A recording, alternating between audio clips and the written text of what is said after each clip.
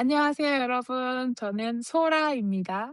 And I'm Ed, and you're listening to the Vamos a Jeju podcast.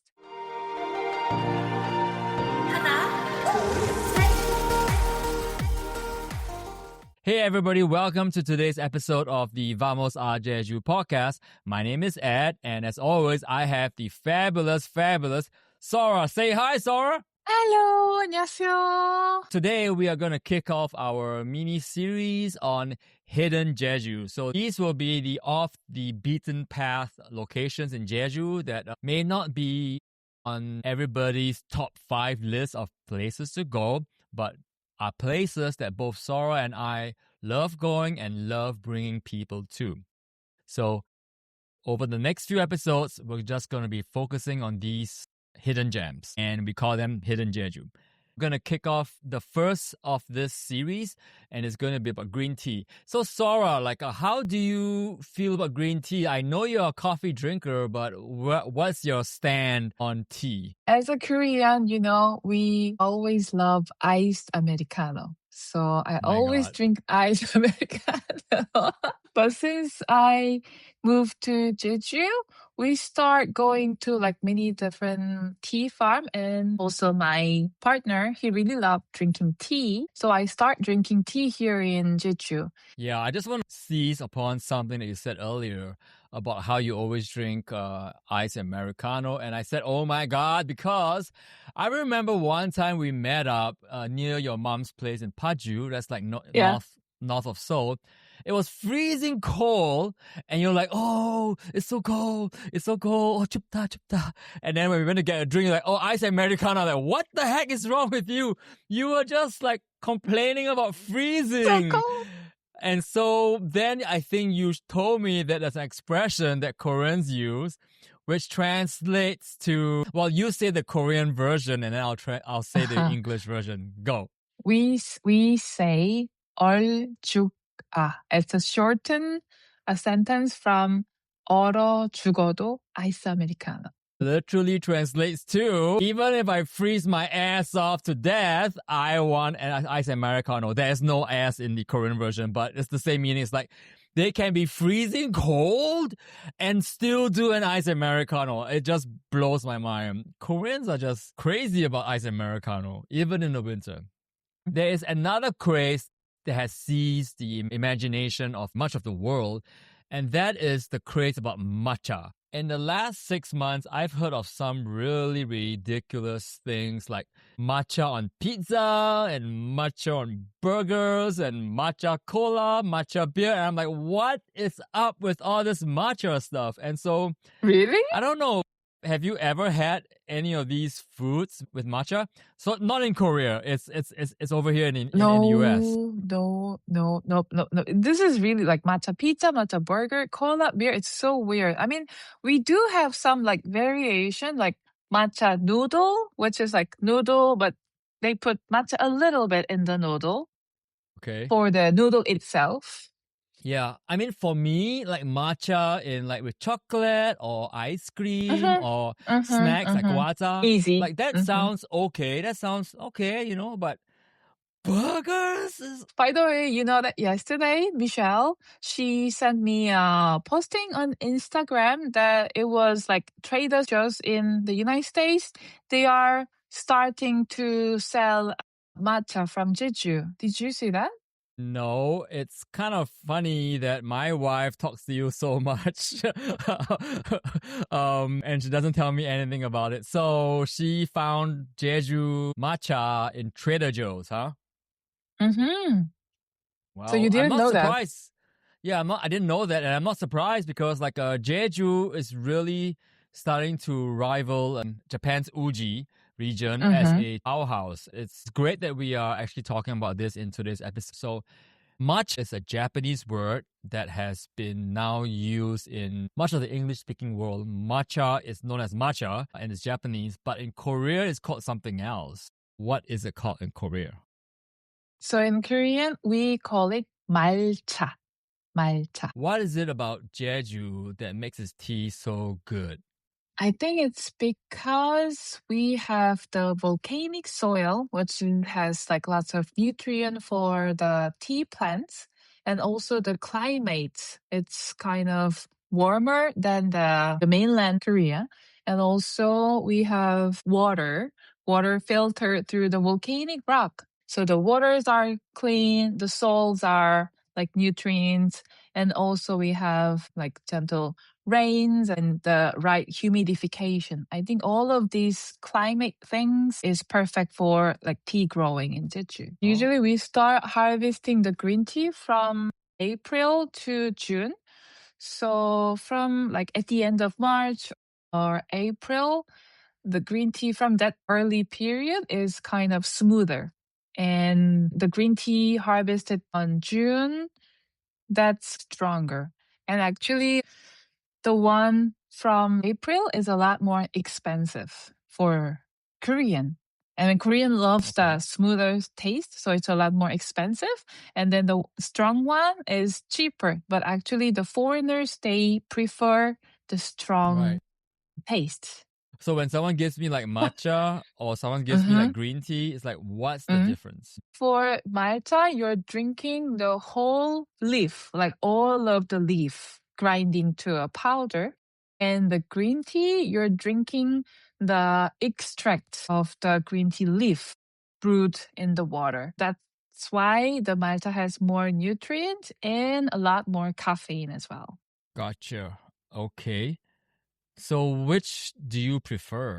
For me, I prefer green tea. I don't like too strong taste. So actually, I drink more green tea or like hojicha or like different kind of tea. And I guess matcha feels like it's more troublesome. Like you got to put in the water and you got to like beat it with this brush or something and then make it all bubbly and then drink it. It's like, wow, this is something that maybe we'll do with friends just for the experience. But if I'm just alone, I'm reading a book, whatever, it's like, I'm not going to do that. I'm just going to just drink, well, coffee. Or if I had to, I'll drink like green tea, I guess, like just in a tea bag. And to Yeah. all the people who love tea out there, I apologize if I have offended you.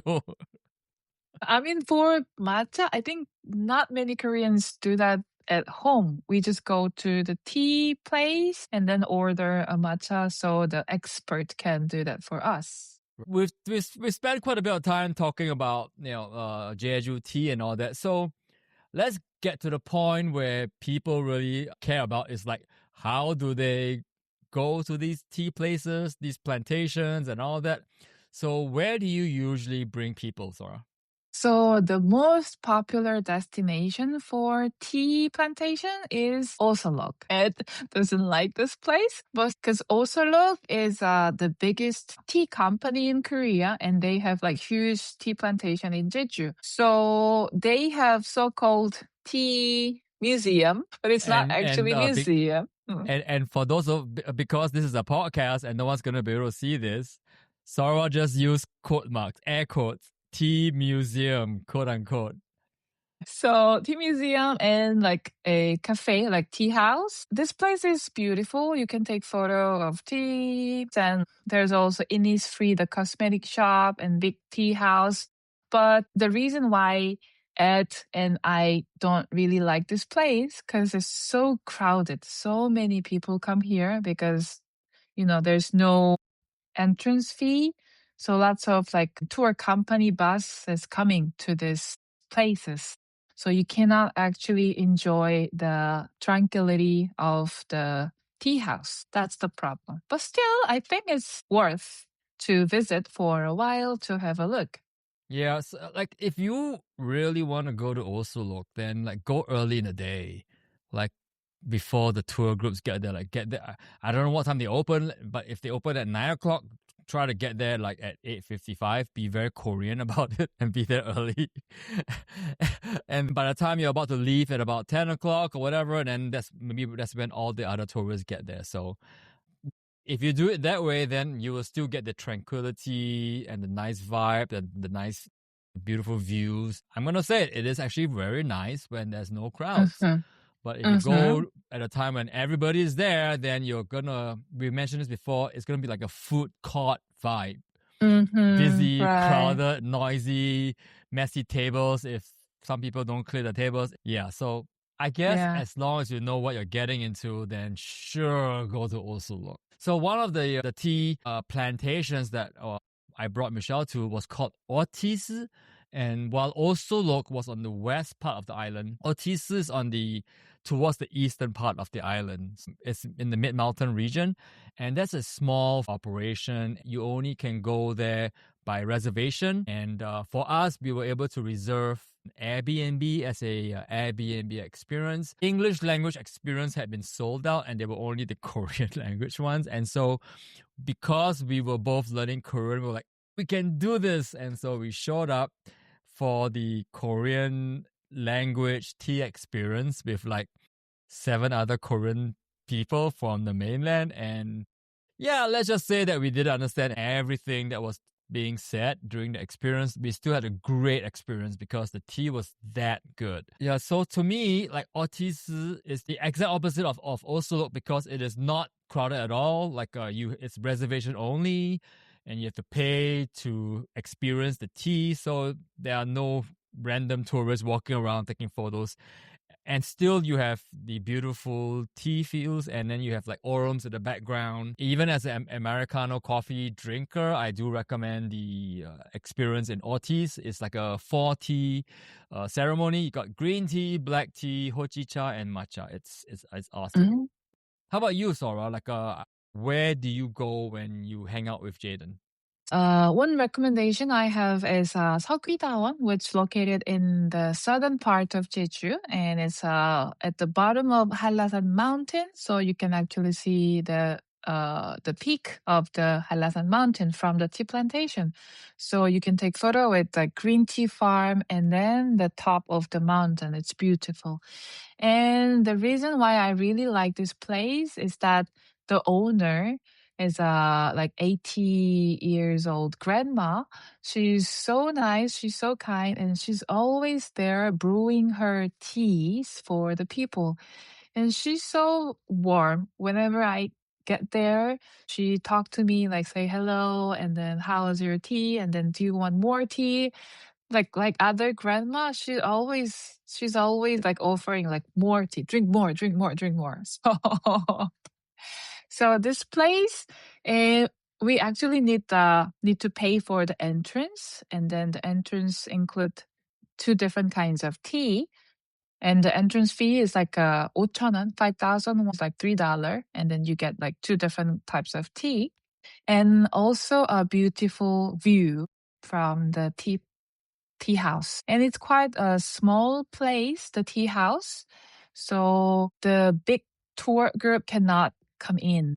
I mean, I sometimes bring my guests to there, but when I have like small group, then I go there. So yeah, it's not gonna be as crowded as Oslo. Gotcha. I had a question about the experience with the harmony or the hamang. Mm-hmm. Mm-hmm. I imagine that she's talking to you in Korean. How Mm-hmm. about foreigners, visitors who go there and who, if we speak no Korean, I assume we're not going to have as good as an experience? I took many like foreign guests to that tea place, and then like lots of people really love the vibe of the grandma. They like to take photo with her, just talk to her in Oh, with body language. You know that like the warmth right. from the grandma. They don't need language. Yes. Gotcha. Yeah. Yeah, harmony slash Halmang's Bible transcends all languages. And one more recommendation is like Onulun green tea house. This green tea plantation, we have like bigger tea plantation here, and they also have like lava cave in the tea plantation. So you can like walk around the tea plantation and also the lava cave underneath. And this place, they have a food bath, green tea bath, which I really Okay. like. Yeah. So if you pay a few, like I think less than $10, you get the foot bath with the green tea, and then you will get some drink. Ha, foot bath. Do you drink the foot bath No. after you soak your feet in No, it? no. No way. You can go to the cafe and then order another drink. Of course, no way. Okay, so what is the reason for soaking your feet in green tea? Why? Because it feels good. And have you done that foot bath before? No? Like, Never? I think I've done it once or twice in hot water, but not in Uh-huh. tea. Yeah, it's hot water, but we just put green tea there. It has more nutrients. It's good for your skin. It's good for your fatigue. After like walking a long way, you can, relax, massage, and yeah, it feels really good. That's I, kind of I, that's kind of Korean thing. yeah, I mean, I totally get soaking, the feet in hot water and maybe with some salts. I Uh-huh. get that. I don't understand the green tea part. And I just feel like maybe it's just one of those trend things that Koreans do. I don't know. Because it's a green tea plantation, so they just put green tea. They have like plenty of green tea, so why not? And I think the lava cave that's just below the green tea fields, I've seen a lot of photos on Insta, so I guess that is one of those must-go places to do your Mm-hmm. Instagram. But I guess it is not too crowded. I've never been there, so you tell me, like, is it very crowded all the time? It's less crowded than Osulloc. And there are a lot Uh, more tea houses in Jeju. And there are two tea houses that I really like. One is near Ewol, like near the airport. They also have a green tea field and they have the best matcha bingsu and then matcha ice cream, croffle. So I always take Brothel. my croffle. It was actually started from New York. Okay. Yeah. So to that point, coming back full circle, all the stuff that I was talking about, like a matcha in pizza, matcha in New burgers, it's York? all in New York too. So, yeah. So who knows? Maybe you have matcha burgers in Korea. And the other one is Dawon, which is also located in the southern part. And it's very small tea cafe. And they don't allow tour group. Because I called them, like, can I bring my tour group? And she said, no, we don't accept tour groups. So it's always very peaceful and tranquil. You can enjoy the atmosphere there. Even though I'm a coffee person, I do appreciate the teas in Jeju. I think they compare very favorably to the ones in Japan. And for what it's worth, if you're going to be in Jeju and you have some time, 3 to 4 days, I definitely think you should check out one of the tea places. If you are able to go early, then I guess Osulloc, which is the most famous and the biggest, is not a bad place to try if you're early in the day. But if you're not able to go early in the day, then I guess any of the others, like Orteas or Seogwi Dawon or Onulun Green Tea House, all those will be great options. And Ewol Matcha, which also has green tea fields. We actually wrote a blog post on our website all about green tea. The article is called Green Tea on the Green Island, and you can access it with this link. It is vamosrjeju.com/tea, TEA. So yeah, have a look and we'll cover most of what Sora and I just talked about in today's episode.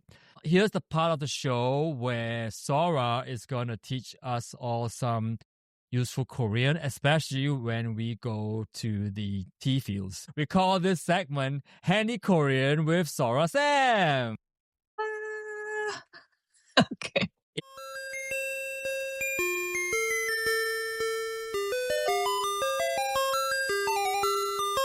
It is getting to the point where I have to remind her to cheer for herself. It is just getting sad. Okay, Sora, what are some of the handy Korean phrases that we are going to help our listeners learn today? So today we prepare some grammar and a verb. So since we talk about the tea today, we're gonna talk about like will you drink? Like, would you like to drink? So, would you like to would be like 을래요 in Korean at the end. So after verb, we put 을래요. It's getting difficult, but so the verb to drink is 마시다. Maybe you have heard like 마셔 from K-drama. 마셔, like drink. So 마시다 Yeah. to drink, and then 을래요. So we put those two together. It's gonna be 마실래요? 마실래요? It's like, would you like to drink? Would you like to drink? And so to make sentence, I think I need to explain a little more grammar. Because in English, you do like subject, verb, and object, right? But in Korean, we put subject, object, and then verb at the end. And you don't really need to talk about the subject, just the object and verb at the end. So, for example, you can just say matcha 마실래요? So the object matcha and then verb 마실래요? Would you like to drink matcha? matcha 마실래요? So it can be actually a Right. question and also like affirmative, like matcha 마실래요? It's like, I would like to drink matcha. So, I mean, literally in English, the literal translation of matcha 마실래요 is like tea, drink wanna? Yeah. So easy, so much easier, no? So much easier. In Korean, 뭐 can be what. So I can ask you like, 뭐 마실래요? It's like, what drink wanna? 뭐 마실래요? 녹차 마실래요. What I want to say is Americano 마실래요. So as we mentioned, matcha is actually 말차 in Korean, 말차. And the green tea, 녹차. And then the black tea, the regular tea you drink, is 홍차. And then in Korea, actually, we drink like many different kinds of tea. This is not from the tea leaf, but we make lots of ginger tea, like 생강차, which is really good for like your throat. And the other one is 유자차. It's more like citron tea. And lastly, 한라봉차, which is a kind of different Mandarin in Jeju. If you guys want to find out more about the phrases and the different kinds of tea, check out our show notes. So if today's episode has got you thinking, boy, I really want to go get me some green tea in Jeju, we've got great news for you. You just need to sign up for our 14-day email series. So to get that email series sent straight to your inbox, just sign up at vamosajeju.com/start. Also, for the latest update, you can follow Vamos a Jeju at Instagram, TikTok, and Facebook group. And finally, the best way for a new podcast to grow is organically. So if you found this episode helpful, you can share with your friends and family. And who knows, maybe we will Vamos a Jeju together. And so all that's left for us to say is 안녕. Let me do the hand thing like Sora does.